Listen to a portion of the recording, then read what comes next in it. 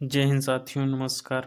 आज हम इस प्रकार के सवाल देखेंगे जो आपके व्यवहार या जो है यदि आप दुकान पर जाते हैं तो आपको कोई वस्तु खरीदते हैं तो आपको डिस्काउंट दिया जाता है।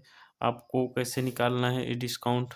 यदि किसी वस्तु का अंकित मूल्य ₹500 है और उस पर 10% की छूट देता है तो वस्तु का क्रय मूल्य ज्ञात करें।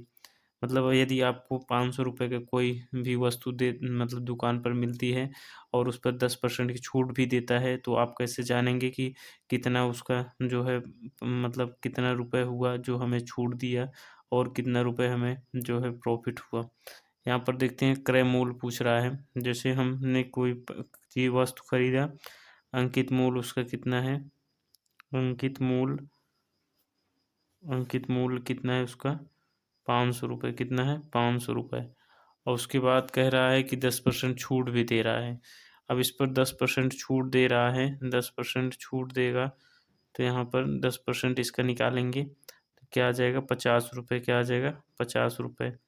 अब इसमें से ₹50 हम घटा देंगे, 500 में से ₹50 घटा देंगे, कितना आ जाएगा?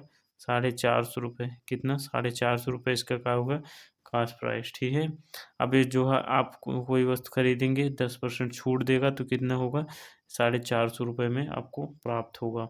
ऐसे ऐसे जो सवाल को आप जो है या आप अपने जीवन में भी इसका उपयोग कर सकते हैं। यदि आप कोई भी पैंट खरीदने गए हैं तो उसका अंकित मूल्य मान लो ₹500 है, उस पे 10% की छूट दे देता है, तो कैसे निकालेंगे? अंकित मूल्य 500 है, उसके बाद उस पे हम 10% अंकित मूल्य उसे कहते हैं जो उसमें एमआरपी दिया रहता है, उस पे 10% का छूट निकाल लेंगे इसी प्रकार, तो उसका ₹50 आपको छूट देगा, तो ₹50 500 में से घटा देंगे, कितना आ जाएगा? ₹450। ठीक है? समझ में आ गया होगा। और चैनल पर नए तो चैनल को ज़रूर सब्सक्राइब कर लेना। आपको इसी तरह वीडियो आपको लाते रहेंगे जिससे आपको अपने व्यावहारिक जीवन में आपको प्रयोग करने में आसानी हो। जय हिंद।